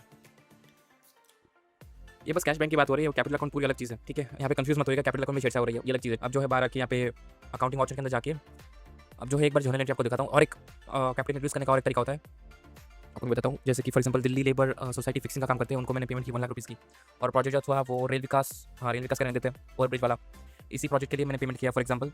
और इस बार पेमेंट कैसे की, मैंने डायरेक्ट कैपिटल इंट्रोड्यूस कर दिया। आप समझिए मेरी बात को कि मैंने यहाँ पे कैश को इन्वॉल्व नहीं कर रहा, अकाउंटिंग एंट्री इस हिसाब से कर रहा हूँ, ये एक एंट्री बस दिखाने के लिए पर्पस के लिए कि कैपिटल इंट्रोड्यूस करने का और एक तरीका है जो कि इस तरीके से हो सकता है। जो भी हम एक्सपेंस को रिकॉर्ड कर रहे हैं उसमें कैपिटल को हमने बढ़ा दिया, जैसे कि यहाँ पे मैं दिखा रहा हूँ। लेकिन I won't recommend this technique यार, यहाँ पे मैं लिख तो रहा हूँ बस दिखाने के लिए, बट इतनी अच्छी टेक्निक नहीं है क्योंकि कल को जो है आपको कैपिटल में क्योंकि इससे होगा क्या ना, हर एक एक्सपेंस में आपको कैपिटल बढ़ जाएगा और जब आप पेमेंट रिसीव करेंगे अपने डेटा से तो आपका कैपिटल कम हो जाएगा। So this is not pure, मतलब आपको अच्छा नहीं लगेगा, मतलब क्लैरिटी नहीं आएगी। शुरुआत में तो अच्छा लगेगा क्योंकि एंट्रीज आपको कम डालनी पड़ेगी, वहाँ पे आपको कैश इन्वॉल्व करना है, फिर कैश से एंट्री और 2 एंट्रीज होती है एक्चुअली। हमने कैपिटल इंट्रोड्यूस किया in the form of cash, फिर उस कैश से पेमेंट करेंगे, उस कैश से रिसीव करेंगे। So that is little bit extra burden, but that extra burden इसलिए है क्योंकि हमको क्लैरिटी रहेगी कि एक्जैक्टली हो क्या रहा है, इसमें क्या कैपिटल बढ़ेगा कम होगा, क्लैरिटी नहीं है कि एक्जैक्टली हो क्या रहा है एक्जैक्टली। क्योंकि कभी कभी हम कैपिटल खुद इंट्रोड्यूस कर रहे हैं, कभी हम खुद विड्रॉ कर रहे हैं और उसके बीच में ही ये सब हो रहा है कि यार लेबर को एक्सपेंस किया तो फिर हमारा कैपिटल बढ़ गया, पैसे रिसीव किया तो हमारा कैपिटल घट गया। So this is little bit confusing in the future. हम खुद भूल जाएंगे कि यार एक्जैक्टली हमने पर्पस क्या था, क्या नरेट हुआ था उस समय, सिचुएशन क्या थी, वो भूलते रहेंगे। तो इसलिए आई विल बेटर रिकमेंड किया थोड़ा स्टेप में थोड़ा मेहनत कर लीजिए और कैश को इन्वॉल्व कीजिए। This is not recommended option, this is not recommended at all. Okay, लेकिन दिखाने के लिए पर्पस करना चाहे तो ये भी कर सकते हैं। तो सबसे पहले जो है हम यहाँ पे बैलेंस शीट में जाएंगे, फिर यहाँ पे कैपिटल देखेंगे तो यहाँ पे कैपिटल पार्टनर 1 का कैपिटल बढ़ चुका है बिकॉज दिल्ली लेबर सोसाइटी को पेमेंट किया है। और करंट एसेट में जाएंगे तो करंट एसेट में कोई इफेक्ट नहीं होगा, वहाँ पे तो नील है। करंट एसेट में अगर देखा था आपको कैश बैंक में, तो फिर यहाँ पे देखिए यहाँ पे कुछ छेड़छाड़ नहीं हुई है, बस कैपिटल और जो भी एक्सपेंस था उसके बीच में सेट ऑफ सब कुछ हुआ है। जो डिस्प्ले में जाइए फिर statement of accounts, job work analysis, और यहाँ पे जो है रेल विकास नहीं के रेल विकास निगम पे जाना है, रेल विकास निगम ओवरब्रिज। अब यहाँ पे देखेंगे थोड़ा एक्सपेंस एक्चुअली जो है इंडायरेक्ट एक्सपेंस थोड़ा बढ़ चुका है, और थोड़ी चीज भी एनालाइज कर सकते हैं, जैसे कि यहाँ पे अगर बाहर आएंगे थोड़ा कॉस्ट सेंटर लिखा हुआ है एक्चुअली यहाँ पे स्टेटमेंट ऑफ अकाउंट्स के अंदर ही। फिर यहाँ पे कैटेगरी समरी है, कॉस्ट सेंटर ब्रेकअप है, फिर कॉस्ट सेंटर ब्रेकअप। यहाँ पे देखिए कि जो भी प्रोजेक्ट है उसमें कितना सेल्स हुआ, कितना इंडायरेक्ट एक्सपेंस है, वो सब देख सकते हैं। फिर लेजर ब्रेकअप में जाएंगे तो फिर यहाँ पे एक्जैक्टली इंस्टॉलेशन सर्विस हमको किस प्रोजेक्ट से कितना आया, हर एक प्रोजेक्ट ये जो लेजर है, इस लेजर को कब इन्वॉल्व किस प्रोजेक्ट में इन्वॉल्व और किस प्रोजेक्ट को कितना हुआ है मिला है। जैसे कि यहाँ पे अगर मैं दिखाऊं आपको, यहाँ पे दिल्ली लेबर सोसाइटी इनका कहाँ का एक्सपेंस हुआ, फॉर एग्जांपल के एन कंस्ट्रक्शन में 30,000, रेल विकास में 4 लाख, और इस तरह हिसाब से यहाँ पे जैसे कि स्काई इंजीनियर्स वाला इनको भी देखिए, आप देख सकते हैं यहाँ पे एक्चुअली इनको हमने किस प्रोजेक्ट में इन्वॉल्व किया और कितने लाइक इनका एक्सपेंस हुआ, किस प्रोजेक्ट में कितना एक्सपेंस हुआ वो देख सकते हैं। That is ledger breakup. Okay, अब ग्रुप ब्रेकअप भी देखते हैं, यहाँ पे जो है ग्रुप का ब्रेकअप देख सकते हैं। फॉर एग्जांपल डायरेक्ट एक्सपेंस का, इनकम का, वो सब इंडायरेक्ट एक्सपेंस का अगर मैं दिखाऊं तो फिर यहाँ पे देखिए, फिर एक्सपेंस जो कि डायरेक्ट है, एक्सपेंस इनडायरेक्ट है, प्रोजेक्ट बेस कितना एक्सपेंस हो रहा है हमको, इंडायरेक्ट एक्सपेंस, ये सब भी हम दिख पाएंगे। यहाँ पे हमने जो दिखाया मैंने आपको ये सब हो चुका है। तो अब एक बार बाहर आ जाते हैं। बाहर आने के बाद जो है हम यहाँ पे जो है प्रॉफिट एंड लॉस अकाउंट में जाएंगे। फिर यहाँ पे अगर हम देखेंगे तो फिर यहाँ पे नेट प्रॉफिट दिख रहा है 2,10,200 रुपीज़। सो 210,200 राइट, हमारा प्रॉफिट है 2,10,280 सॉरी। हाँ, अब इसको मैं डिवाइड 2 करता हूँ तो अपने पास जो है प्रॉफिट स्प्लिट के बाद 1,05,140 रुपये का उनके पास स्प्लिट शेयर आएगा। सो अब इस प्रॉफिट को कैसे ट्रांसफर करें और इस मतलब पार्टनर घर को कैसे ले जाए, इसकी एंट्री कैसे डालें। तो इसकी एंट्री डालने के लिए जो है सबसे पहले जो हम एक बार आपको जैसे बताऊँ, एक बार बस अकाउंटिंग इन्फो में जाइए और लेजर में जाने के बाद यहाँ पे लेजर में क्रिएट कर दीजिए पार्टनर 1 करंट। ठीक है, ऐसा एक बार लिख दीजिए पार्टनर 1 करंट,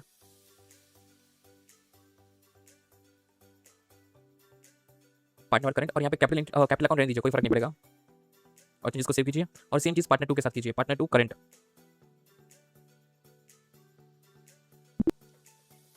अब एक बार दिखाता हूँ मैं आपको, डिस्प्ले में दिखा देता हूँ। यहाँ पे देखिए पार्टनर 1 का मतलब यहाँ पे कैपिटल भी है, कैश बैंक है और करंट है। अब मैंने करंट क्यों बनाया, इसको मैंने बनाया इसलिए क्योंकि अगर सब कुछ मैं कैपिटल अकाउंट में कर रहा हूँ ना, तो कल को हमको क्लैरिटी नहीं है कि क्या, क्योंकि जब भी प्रॉफिट को ट्रांसफर होगा ना तब कैपिटल बढ़ेगा। तो कल को हमको क्लैरिटी नहीं चाहिए, क्योंकि कैपिटल अकाउंट उसी पर्पस के लिए यूज होगा जब हम कैपिटल इंट्रोड्यूस कर रहे हैं और जब हम कैपिटल विड्रॉ कर रहे हैं। That's it. इसके अलावा उसका कोई भी यूज नहीं होना चाहिए। जब कभी भी हम प्रॉफिट होगा, उस प्रॉफिट को जो हम स्प्लिट करके हम एक दोनों पार्टनर जो करके लेके जाएंगे, उस शेयर को जो मानेंगे करंट है, यानी करंट का क्लैरिटी रहेगी कि यार कभी प्रॉफिट्स के साथ हम छेड़छाड़ नहीं करते, इसलिए मैंने बना दिया यहाँ पे। सो जनरल में जाएंगे, उस प्रॉफिट्स को स्प्लिट करने के लिए जनरल में जाएंगे, फिर यहाँ पे लिख देंगे प्रॉफिट एंड लॉस अकाउंट, जिसमें बैलेंस दिखा रहा है 210,280। सो 210,280 मैंने लिख दिया, और 2 हमारा जो कैपिटल अकाउंट है, सॉरी करंट अकाउंट है, उसमें पार्टनर उनका करंट अकाउंट यहाँ पे मैं लिख देता हूँ। यहाँ पे उनका स्प्लिट क्या था, कुछ 105,140। सो यहाँ पे लिख देता हूँ 105,140 एंटर। और सेम चीज़ पार्टनर 2 के साथ, दोनों का स्प्लिट है ना 105,140। ओके, दोनों को मिला के सेम हुआ। और यहाँ पे बस नरेशन एंट्री बस इसके लिए लिखता हूँ कि जो भी पार्टनर्स का प्रॉफिट तो था, partners profit send to their current. इससे क्या है, बस क्लैरिटी है और कुछ नहीं है।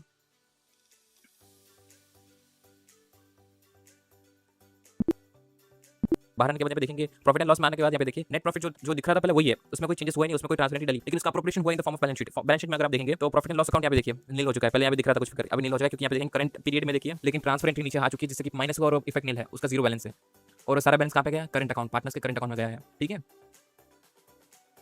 सो पार्टनर्स के खुद के करंट अकाउंट्स बढ़ चुके हैं।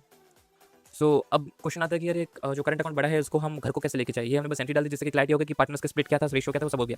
लेकिन अब घर ले जाने की बारी वो कैसे लेके जाए, तो उसके लिए बस सिंपल सी एंट्री है जो कि पेमेंट एंट्री रहेगी। यहाँ पे जैसे कि लिख दीजिए पार्टनर 1 कैश बैंक, और यहाँ पे जो अकाउंट इन्वॉल्व करना है वो है आपको करंट अकाउंट, जैसे कि पार्टनर 1 अपने कैश बैंक को कम कर रहा है with the help partner 1 current से।